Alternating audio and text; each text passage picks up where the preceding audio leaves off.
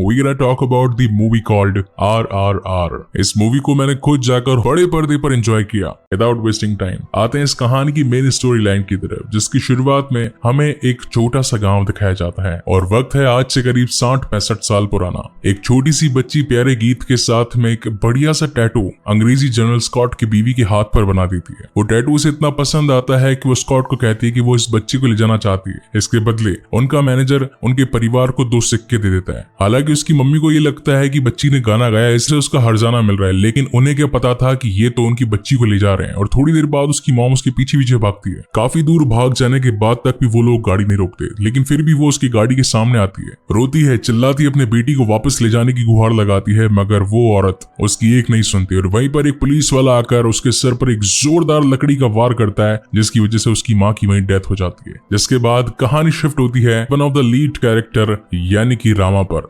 आज के दिन लाला लाजपत राय के पकड़े जाने पर देश के सभी लोग गुस्सा थे पुलिस पर। उनमें हिंदू, मुसलमान, सिख और ईसाई शामिल थे। पुलिस स्टेशन पर अंग्रेजों का राज था, इसीलिए बाहर हर कोई देसी इनकलाब जिंदाबाद और अंग्रेजों देश छोड़ो के आंदोलन पर लगे थे। तभी एक शख्स बड़ा सा पत्थर उठाकर पुलिस स्टेशन में खींच कर मारता है और अंग्रेजों के एक बड़े अफसर की तस्वीर पर जाकर वो लगता है और वो तस्वीर टूट कर नीचे गिर जाती है। तो जनरल कहता है कि कैच हिम ब्लडी बास्टर्ड। और इतनी देर जो शेर शांत था उसमें अब गुस्सा आ चुका था और हजारों की भीड़ में वो अकेला कूद पड़ा, सिर्फ अपने बॉस के दिए हुए टास्क को पूरा करने के लिए। सब लोगों को बहुत मारता है, बहुत पीटता है और उसी सरदार के पीछे जाने की कोशिश करता है जिसने वो पत्थर फेंका था, मगर सब लोग उसे आगे नहीं बढ़ने देते, उसे बहुत मारते हैं, बहुत पीटते हैं। एक मोमेंट तो ऐसा आता है कि वो चालाकी से चट्टान पर जाकर उसे पीछे से पकड़ने की कोशिश करता है, मगर वहां पर भी लोग उसे जाने नहीं देते। मगर रामा में इतनी ताकत थी कि वो अकेला ही 10 पर भारी था और वो फाइनली उस सरदार को पकड़कर पुलिस स्टेशन लेकर आया और उस टास्क को पूरा किया।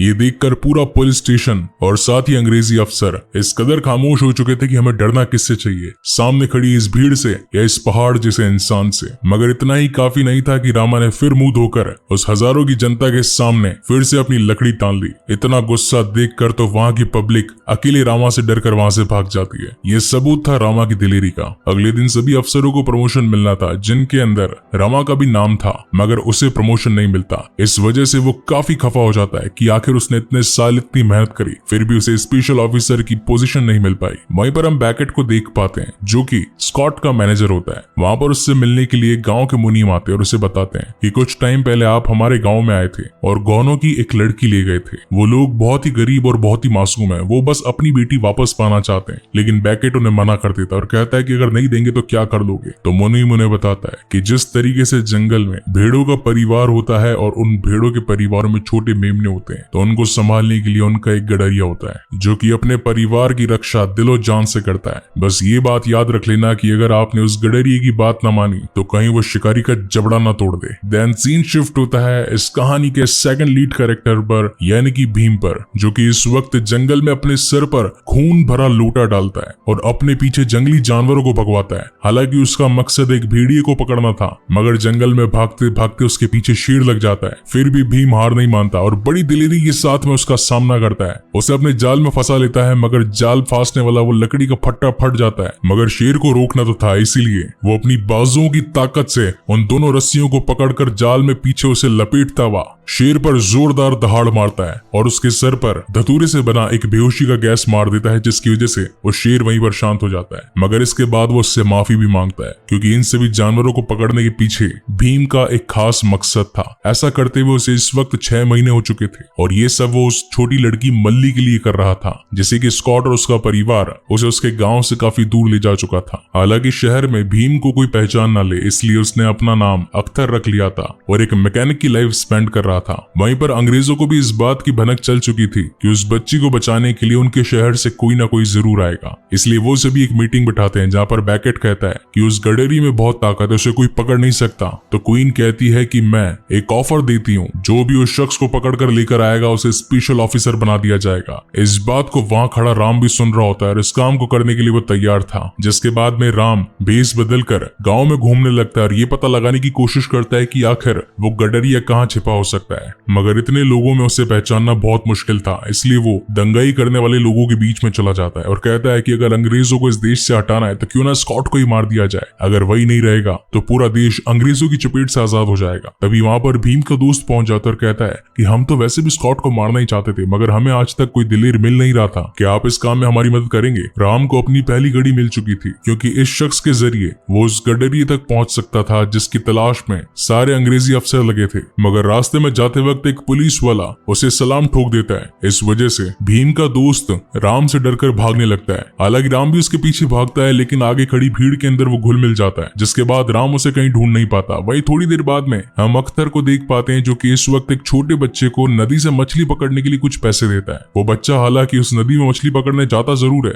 मगर वहीं ऊपर के ब्रिज पर एक ट्रेन चल रही थी जिससे कि डामर रिस रहा था, और ब्रेक लगने के कारण हल्की चिंगारी से उस डामर में आग लग जाती है और तेज आग की लपटे इंजन में एक जोरदार विस्फोट कर देती है, जिससे कि ब्रिज में से ट्रेन की बोगियां अलग अलग होकर नीचे गिरने लगती है। उस बच्चे की जान बचाने के लिए वहां पर कोई नहीं था। एक तरफ तो यह हादसा राम देख रहा था, वहीं दूसरी तरफ यह हादसा भीम भी देख रहा था। और फिर होता है इस कहानी का सबसे बड़ा कमाल, जहां पर इन दोनों की नजरें एक दूसरे से मिलती है। ये ऐसे इशारे कर रहे हो मानो जैसे कि कोई बहुत ही पुराने फौजी हो और किसी जंग के लिए तैयार हो, जिसके बाद एक बैठता है बाइक पर और एक बैठता है घोड़े पर, और दोनों अपने तेज चालाक दिमाग से उस छोटे बच्चे को बचाकर बाहर ले आते हैं। और यहीं से होती है इन दोनों के बीच की दोस्ती। एक हिंदू तो एक मुसलमान, जिनकी दोस्ती पर पूरा शहर सलाम करता था। हालांकि एक फायर था तो एक वाटर था, मगर दोनों की खुद की ताकत थी। इन दोनों की दोस्ती पर हर दुश्मन झुकता था। अब बेसिकली यहाँ पर राम का काम था उस शख्स को पकड़ना जिसकी अंग्रेजी पुलिस को तलाश थी।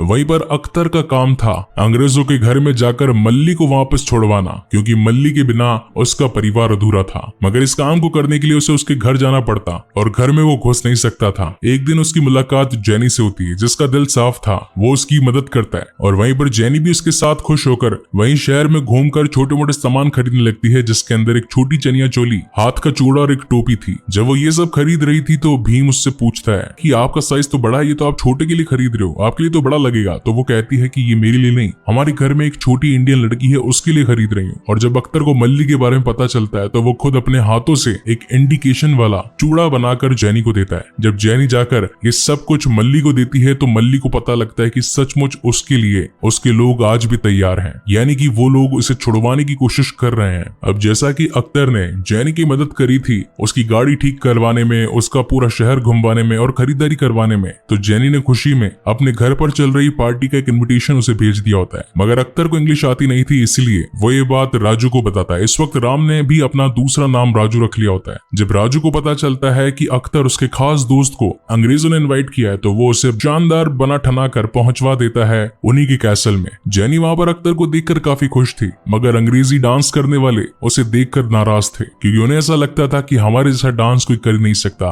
और वैसे भी काली चमड़ी को तो क्या अच्छा नाच करना आता है, नाचने का दम तो हम बस गुरु में। इस बात से तो अख्तर को गुस्सा आ जाता है और तभी उसका साथ निभाने के लिए वहां पर राम भी पहुंच जाता है। और फिर आता है इस मूवी का एक one of the best song called Nacho, जिसकी ताल पर हर कोई थिरकने लगता है। ये डांस काफी तेज था, इसलिए अंग्रेज लोग बीच में ही हार मान जाते हैं। आखिर में सिर्फ दो बचते हैं, अख्तर और राजू। मगर राजू इस बात को जानता था कि अगर वो जीत गया तो अख्तर की यानी कि उसके बेस्ट फ्रेंड की प्रेम कहानी अधूरी रह जाएगी, इसलिए वो अपनी दोस्त के लिए हार मान जाता है और डांस में जीत होती है अख्तर की। इतने सारे अंग्रेजों में एक इंडियन का जीतना बहुत ही बड़ी बात थी, इसलिए जेनी उसे अपने रूम में चाय के लिए इनवाइट करती है। और जब अख्तर उसके कमरे में पहुंचता है तो उसे मौका मिलता है वहां पर मल्ली को ढूंढने का, इसलिए वो हर दरवाजे के पास जाकर मल्ली को ढूंढने लगता है। तभी उसे मल्ली के गाने की आवाज आती है और वो फाइनली उसे ढूंढ कर उसके पास आ जाता है, उसके गले लग जाता है। मल्ली कहती है कि मैं एक पल भी यहाँ पर नहीं रुक सकती, लेकिन अख्तर कहता है कि मुझे इस वक्त तुम्हें यहीं पर छोड़ना पड़ेगा। अगर पुलिस वालों ने देख लिया तो ना तुम्हारे लिए अच्छा होगा ना मेरे लिए, हमारी पूरी प्लानिंग खराब हो जाएगी। मुझे वक्त दो, मैं तुम्हारे पास जरूर आऊंगा। अब जहाँ एक और राम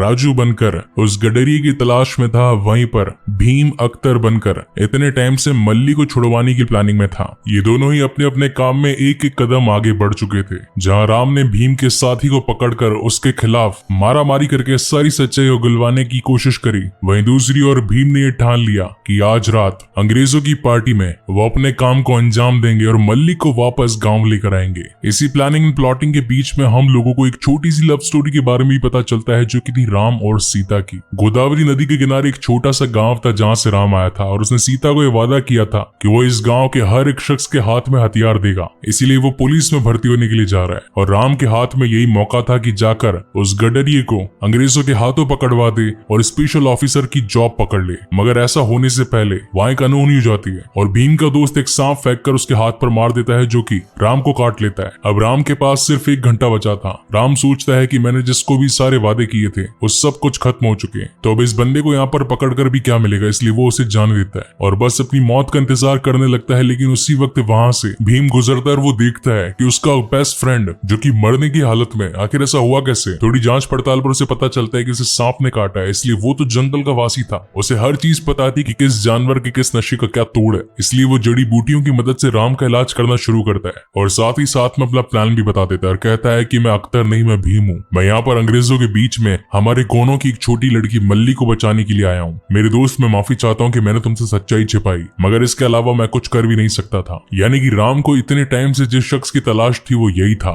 मगर वो इस वक्त कुछ कर नहीं सकता था क्योंकि उसका शरीर पूरी तरीके से सांप के जहर की चपेट में आया हुआ था। जिसके बाद सीन शिफ्ट होता है नेक्स्ट डे। भीम तैयार था अंग्रेजों की चटनी बनाने और मल्ली को छुड़वाने, वहीं पर राम तैयार था ब्रिटिश गवर्नमेंट के खिलाफ षड्यंत्र रचने के जुर्म में भीम को पकड़ने के लिए। भीम को ये बात मालूम थी कि अंग्रेजों के घर में 2 दरवाजे, एक के बंद होने पर ही अगला खुलता है, इसलिए वो तब तक इंतजार करवाता है जब तक कि उनके दोनों दरवाजे सेम टाइम पर ओपन नहीं हो जाते। और जैसे उसे मौका मिलता है तो वो वही जानवर से भरा ट्रक उनके पूरे महल में डाल देता है और हर एक जानवर को खुला छोड़ देता है, जिनके अंदर जंगली जानवर जैसे कि चीता, शेर, भेड़िए, कुत्ते और बड़े बड़े हिरन थे। वो इतने भूखे थे कि अपने सामने आने वाले हर शख्स को मौत के घाट उतार रहे थे। इसी बीच भीम मौका पाकर मल्ली को बचाने के लिए जाता है, लेकिन तब उसके सामने आ खड़ा होता है राम और कहता है कि मैं तुम्हें जाने नहीं दे सकता। पहले तो वैसे काफी समझाता है, उसे कहता है कि तुम मेरे दोस्त हो, आखिर तुम मेरे साथ ऐसा कैसे कर सकते हो। मगर राम के सर पर भी ड्यूटी का भूत सवार था। एक बहुत ही बड़ा रीजन था जो कि मैं आगे आपको इस स्टोरी में बताऊंगा। इन दोनों के बीच में पहले शांति से बात होती है, मगर जब शांति से बात नहीं बनती और जिस चाबी से उसका दरवाजा खुल सकता था वो चाबी जब भीम के हाथ से गिर जाती है तो उसके गुस्से का तो कोई आंकड़ा ही नहीं होता और वो आकर राम पर भारी पड़ने लगता है। इन दोनों के बीच में जबरदस्त फाइट होती है, एक आग था तो एक पानी। बट एट द एंड वहां पर स्कॉट पहुंच जाता है और मल्ली के सर पर गोली दागने वाला होता है। तब वहां पर राम भीम को कहता है कि अगर तुमने सरेंडर नहीं किया तो ये अंग्रेज मल्ली को जान से मार देंगे। और अब नहीं चाहते हुए भी भीम को वहां पर सरेंडर करना ही पड़ता है कि जो भी गडेरी को पकड़ कर लेकर आएगा तो उसे इस काम के बदले स्पेशल ऑफिसर बना दिया जाएगा। और इसी के चलते राम को मिल जाती है स्पेशल ऑफिसर की पोस्ट, जिसमें उसे अंग्रेजों के हथियारों का गोदाम संभला दिया जाता है, जहां से पूरे शहर में हथियार सप्लाई किए जाते थे। साथ ही उसे एक स्पेशल बंदूक भी मिलती है। उसकी टेस्टिंग के लिए वो जब जा रहा होता है तब उसे एक फ्लैशबैक आता है और यहाँ पर होती है इस कहानी के 3rd लीड कैरेक्टर की एंट्री, यानी कि अजय देवगन। ये बात थी करीब 1930 की, जब स्कॉट एक गांव में लगान वसूलने के लिए पहुंचा था, मगर वहां के सरपंच ने उसे ऐसा करने से मना कर दिया था। तो स्कॉट ने उससे हाथापाई करने और बात ना मानने के जुर्म में पूरे गांव के सामने पेड़ पर लटकवा दिया और सजा सुनाई, सजाए मौत। जहां पर एक अंग्रेज आकर उसे बंदूक से शूट करने वाला था, लेकिन तभी स्कॉट कहता है कि तुम ये गोली एक देसी पर वेस्ट कर रहे हो, क्या तुम्हें इसकी कीमत मालूम है? ये एक गोली की कीमत 15 रुपए है, जो कि 7 समुंदर पार से बनकर आती है। अगर मारना ही है तो उसे हथौड़े से मार दो। और तभी वहां पर गांव में सभी लोगों के सामने उसे हथौड़े से पीट पीट कर जान से मार दिया जाता है। इस बात को अजय देवगन बिल्कुल भी सहन नहीं कर पाते और इसी वक्त वो पुलिस की नौकरी को छोड़कर वहां से एक बंदूक और कुछ गोलियां लेकर भाग जाते हैं और अपने ही गांव के छोटे से कस्बे में अपने आसपास के लोगों को ट्रेनिंग देने लगते हैं। और उनका मकसद था अंग्रेजों को देश से खदेड़ देने का। हालांकि इस वक्त वो सभी लोग लकड़ी की बनी बंदूकों से प्रैक्टिस कर रहे थे और असली बंदूक सिर्फ अजय देवगन के पास थी। और उनका यह मानना था कि अगर जंग लड़नी है तो जंग के हथियार भी होने चाहिए, मगर उससे पहले उन हथियारों को चलाने की प्रैक्टिस भी होनी चाहिए। इसी बीच हम छोटे राम और छोटी सीता को देख पाते हैं, जिनमें बचपन में काफी ज्यादा प्यार था। मगर एक दिन प्रैक्टिस के दौरान वहां पर असली अंग्रेज पहुंच जाते हैं और बंदूकों से उनके ऊपर फायर करना स्टार्ट कर देते हैं, क्योंकि उन्हें ये पता चलता है कि एक छोटी टुकड़ी उनके खिलाफ बंदूकों से हमला करने वाली है। वहां पर सिर्फ अजय देवगन था जिसके पास में असली बंदूक थी और वो अपनी एक ही बंदूक से काफी सारे लोगों को ढेर कर देता है। लेकिन एक वक्त ऐसा आता है जब एक पुलिस ऑफिसर उसकी उंगली पर गोली चला देता है और वहीं पर उसकी उंगली फट जाती है। मगर तभी वहां पर साथ निभाने के लिए राम पहुंच जाता है। तब वो अपने बेटे को इंस्ट्रक्शन देता है, लोड, एम एंड शूट। ऐसा करते करते उन्होंने 40 से 50 पुलिस ऑफिसर्स को ढेर कर दिया था, मगर वो भी किसी से कम नहीं थे और वो धीरे धीरे करके उनकी ओर आगे बढ़ रहे थे। और अब जब बारी थी रिलोड की तब राम को पता चलता है कि उनके पास तो सिर्फ एक गोली है और आगे आने वाले दुश्मन सैकड़ों। तब अजय देवगन कहता है कि बेटा इस एक गोली की कीमत बहुत ज्यादा है, जब मैं शूट बोलूं तो शूट करना। जिसके बाद अजय देवगन एक चोगा पहनकर सभी पुलिस वालों के सामने सरेंडर करता है और कहता है कि आप सभी मुझे पकड़ सकते हैं, आ जाइए। और जब सारे अंग्रेज उसके पास पहुंचते हैं तो वो कहता है लोड, एम एंड शूट। और राम अपनी उस आखिरी गोली को अजय देवगन पर शूट करता है जिसकी पीठ पर बहुत सारे बम बंधे थे और वहीं पर ढेर सारे अंग्रेज मारे जाते हैं और उनका कस्बा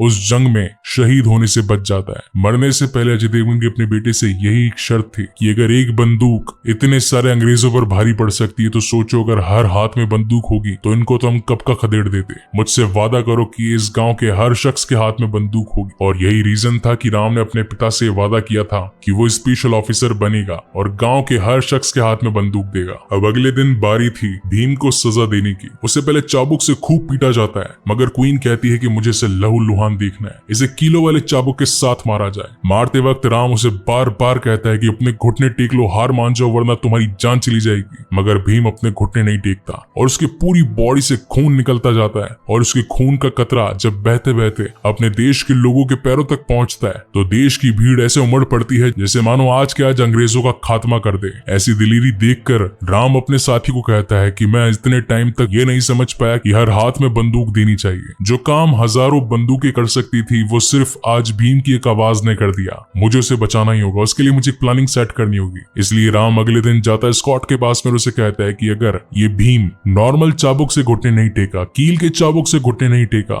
इसका मतलब यह है कि ये खुददार है, हमें इसकी हिम्मत तोड़नी पड़ेगी, क्यों ना मल्ली की आंखों के सामने इसकी जान ले ली जाए। तो स्कॉट कहता है कि हाँ ये आइडिया सही रहेगा। राम गो अहेड, जाओ अपने सैनिकों को तैयार करो और उन्हें बंदूकें दो। राम को इसी दिन का तो तलाश था और वो बंदूक गृह में जाकर सभी बंदूक की नलियां तोड़ देता है ताकि कोई भी शूट ना कर पाए। और अगले दिन जब भीम की फांसी की बारी थी तो वो रास्ते पर एक पेड़ गिरवाकर स्कॉट को मरवाना चाहता था मगर स्कॉट को इस बात का पता चल चुका था क्योंकि जब उसने उसके हाथ में लाया था तो उसके हाथ में बारूद लग चुका था। इसी वजह से वहां पर सारे पुलिस वाले भी चौकन्ने हो जाते हैं और इन दोनों के ऊपर ही फायरिंग करना स्टार्ट करते हैं। एक तरफ तो भीम अंग्रेजों को मार रहा था, वहीं दूसरी तरफ राम भी पीछे नहीं हट रहा था। और काफी मार कुटाई के बाद में भीम वहां से मल्ली को लेकर भाग जाता है मगर पीछे बच जाता है राम, जिसे कि पुलिस वाले पकड़कर बंदी बना लेते हैं। यहाँ से कहानी 3 महीने आगे बढ़ती है जहाँ पर सभी पुलिस वाले भीम, मल्ली और साथ ही उसके साथियों को पकड़ने के लिए तैयार थी। इसलिए वो हर शहर, हर चप्पे चप्पे पर पुलिस वालों को भिजवाकर ये पता लगवाना चाहते थे कि आखिर ये लोग छिपे कहाँ हैं। ये सभी दिल्ली से काफी दूर आ चुके थे और छुपने की जगह ढूंढ रहे थे जहाँ पर इनकी मुलाकात सीता से होती है। सीता ने भी सेम वही लॉकेट पहन रखा था जो कि राम पहना करता था। और जब सीता उसे बताती है कि अपने परिवार का बदला लेने के लिए राम ने पुलिस फोर्स ज्वाइन करी, तब जाकर भीम को सारी सच्चाई पता चलती है और उसे गुस्सा आता है कि उसने अपने ही हाथों से अपने बेस्ट फ्रेंड को नुकसान पहुंचाया। इसलिए वो निकल पड़ता है राम को बचाने के लिए। लेकिन यहाँ राम को पुलिस वालों ने मार मार कर उसकी टांगे तोड़ दी होती है, इस वजह से वो चल नहीं पाता। जब भीम को ये बात पता चलती है तो वो उसे अपने कंधे में बिठाकर उन पुलिस वालों को एक एक करके ढूंढता जाता है। और ढेर सारे पुलिस वालों की चटनी बना देने के बाद में जब वो थोड़ा सा रेस्ट लेने के लिए राम को एक जंगल में बिठाता है तो उसे वहां पर राम की मूर्ति दिखती है। राम के बहते खून को रोकने के लिए वो उसे भगवा पहना देता है और साथ ही उसे अपने आप की सुरक्षा के लिए एक धनुष हाथ में दे देता है। और जब पानी पीने के लिए आगे बढ़ता है तो वहां पर अंग्रेज पहुंचकर उसी पर हमला करने लगते हैं। लेकिन इस वक्त तक राम तैयार हो चुका था क्योंकि भीम ने जड़ी बूटियों से जो उसका इलाज करा था, राम की ताकत वापस आ चुकी थी और वो एक एक करके हर किसी को श्री राम की तरह धनुष से तीर मार मार कर उनका वध कर रहा होता है। और लास्ट में बारी आती है स्कॉट की, मगर इस बार राम उसे तीर नहीं मारता बल्कि ये मौका वो भीम को देता और कहता है कि एक गोली जिसकी कीमत इतनी ज्यादा होती है कि उस देसी पर व्यर्थ नहीं किया जाता तो क्यों ना उसे विदेशी पर व्यर्थ किया जाए और उसे उसकी औकात दिखाई जाए। तो भीम उसके दिल पर वार करता है और खून की लहर के साथ में स्कॉट वहीं पर मारा जाता है। और ढेर सारी बंदूकें जो कि उनके गोदाम में थी वो सारी राम अपने गांव में अपने लोगों को जाकर देता है। और इसी हैप्पी एंडिंग के साथ में ये शानदार कहानी यहीं पर खत्म होती है। सो गाइस, आपको ये वीडियो कैसा लगा प्लीज मुझे लाइक और कमेंट करके जरूर बताइएगा। और अगर पहली बार इस चैनल पर आए हैं तो इसे सब्सक्राइब जरूर कीजिएगा क्योंकि इसी तरीके की बेहतरीन मूवीज मैं आप लोगों के लिए लाता रहता हूँ। सो तब तक के लिए keep watching and stay safe. मिलते हैं अगले वीडियो में।